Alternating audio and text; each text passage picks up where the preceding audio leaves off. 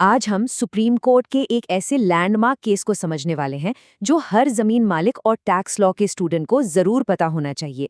ये केस है सीआईटी बनाम बलबीर सिंह मैनी और इसने ना एक बहुत ही बड़ी उलझन को हमेशा हमेशा के लिए सुलझा दिया। चलिए सीधे मुद्दे पर आते हैं। मान लीजिए किसी के पास एक जमीन है और उसे डेवलप करने के लिए एक बिल्डर के साथ एग्रीमेंट साइन हो जाता है, लेकिन वो एग्रीमेंट रजिस्टर नहीं करवाया जाता।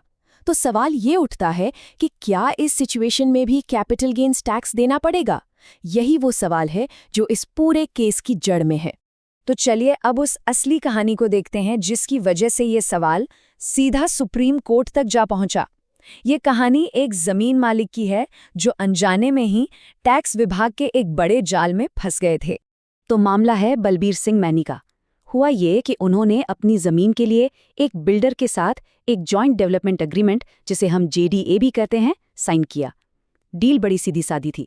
बिल्डर उस जमीन पर फ्लैट्स बनाएगा और बदले में जमीन मालिक को कुछ हिस्सा देगा। लेकिन इस सीधी सादी कहानी में दो बड़े ट्विस्ट थे। पहला और सबसे जरूरी कि ये जेडीए कभी रजिस्टर ही नहीं करवाया गया, और दूसरा कि जरूरी परमिशन न मिलने की वजह से ये प्रोजेक्ट शुरू होने से पहले ही ठंडे बस्ते में चला गया। और ठीक यहीं से असली मुश्किल शुरू हुई। प्रोजेक्ट तो रुका पड़ा था, एक ईंट भी नहीं लगी थी, लेकिन टैक्स डिपार्टमेंट का नोटिस आ गया। और मांग क्या थी? मांग थी कि उस पूरी डील की जो पोटेंशियल वैल्यू थी उस पर कैपिटल गेन्स टैक्स भरा जाए। अब जमीन वाले के लिए तो ये एक शॉक था। भाई, जो सौदा कभी हुआ ही नहीं, जिस पर कोई कमाई नहीं हुई, उस पर टैक्स कैसे लग सकता है? अब इस केस को और गहराई से समझने के लिए हमें टैक्स कानून के एक बहुत ही जरूरी शब्द को समझना होगा।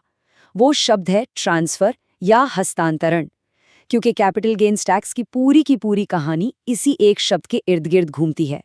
टैक्स तभी लगता है जब कोई ट्रांसफर हुआ हो। यहाँ पे दोनों तरफ की दलीलें बड़ी मजेदार थीं। एक तरफ टैक्स डिपार्टमेंट का कहना था कि देखिए, जमीन का कब्जा डेवलपमेंट के लिए बिल्डर को दे दिया गया, बस यही अपने आप में एक ट्रांसफर है, इसलिए टैक्स तो देना पड़ेगा।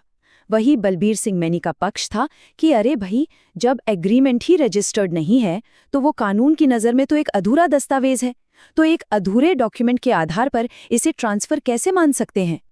अब देखिए, टैक्स डिपार्टमेंट हवा में बात नहीं कर रहा था। उनका पूरा का पूरा केस इनकम टैक्स एक्ट के सेक्शन 247V पर टिका हुआ था।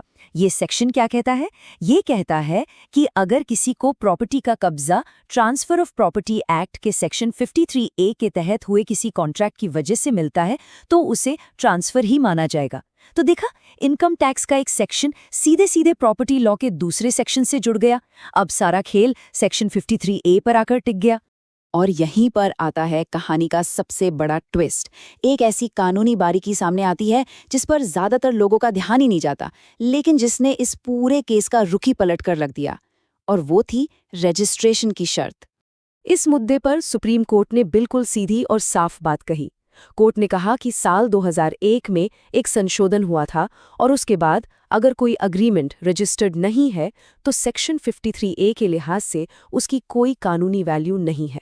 आसान भाषा में कहें तो कानून की नज़र में वो अग्रीमेंट जैसे बना ही नहीं था।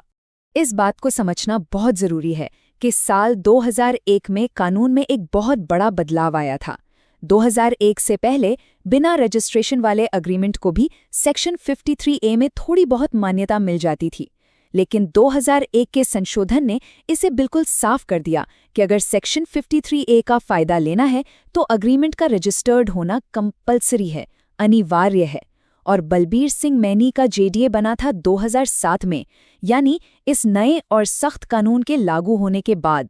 और बस रजिस्ट्रेशन एक्ट का यही एक छोटा सा संशोधन वो मास्टर की बन गया जिसने इस पूरी टैक्स पहेली को एक झटके में सुलझा दिया। ये वो छिपा हुआ सुराग था जिसके मिलते ही सारी गुत्थी सुलझ गई। तो इन सारी दलीलों, सबूतों और कानूनी दांव पेंच को देखने के बाद देश की सबसे बड़ी अदालत सुप्रीम कोर्ट अपने अंतिम फैसले पर पहुंची। एक ऐसा फैसला जिसने इस मुद्दे को हमेशा के लिए साफ कर दिया। सुप्रीम कोर्ट का तर्कना एक लोहे की चेन की तरह था।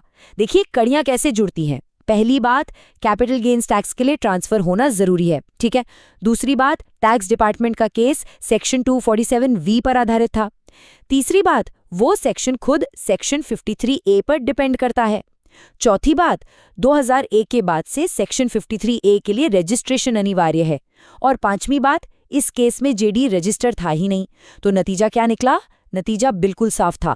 जब सेक्शन 53A की शर्त ही पूरी नहीं हुई तो कोई लीगल कॉन्ट्रैक्ट बना ही नहीं, और जब कोई कॉन्ट्रैक्ट ही नहीं तो ट्रांसफर भी नहीं हुआ, और जब ट्रांसफर ही नहीं तो भैया कैपिटल गेन्स टैक्स किस बात का?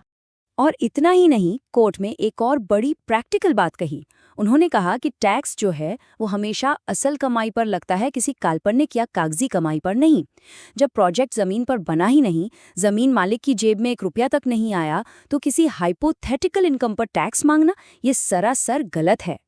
तो इस लैंडमार्क फैसले ने टैक्स की दुनिया में एक सीधा और अटूट नियम बना दिया। एक ऐसा नियम जो हर जमीन मालिक, हर डेवलपर और रियल एस्टेट से जुड़े हर इंसान के लिए जानना बहुत जरूरी है। तो इस पूरे विश्लेषण का निचोड़ यानी कि अ टैक्स प्रिंसिपल बस एक लाइन में ये है। इनकम टैक्स एक्ट के सेक्शन 247V के तहत ट्रांसफर तभी माना जाएगा जब जॉइंट डेवलपमेंट एग्रीमेंट कानून के मुताबिक रजिस्टर्ड हो। अगर रजिस्ट्रेशन नहीं है तो कोई ट्रांसफर नहीं है, और इसलिए कोई कैपिटल गेन्स टैक्स नहीं लगेगा। Full stop. और हाँ, जो लोग सीए या लॉ के एग्जाम की तैयारी कर रहे हैं, उनके लिए तो इस पूरे केस को याद रखने का एक अचूक मंत्र है। बस एक लाइन और पूरा कॉन्सेप्ट दिमाग में हमेशा के लिए बैठ जाएगा। और वो लाइन है, no registration equal to no transfer equal to no capital gain. बस ये 3 टुकड़ों का फॉर्मूला इस पूरे सुप्रीम कोर्ट जजमेंट का सार है। इसे कहीं लिख लीजिए, ये हमेशा काम आएगा। ये केस हमें दिखाता है कि कैसे कानून की एक छोटी सी मामूली सी लगने वाली शर्त के कितने बड़े आर्थिक नतीजे हो सकते हैं। तो जाते जाते एक सवाल सोचने के लिए छोड़ जाते हैं, प्रॉपर्टी कानून में रजिस्ट्रेशन के अलावा और कौन सी ऐसी छिपी हुई शर्तें हो सकती हैं जिनके बारे में अगर न पता हो तो अचानक से कोई बड़ी टैक्स की देनदारी सिर पर आ सकती है। इस पर जरूर सोचिएगा।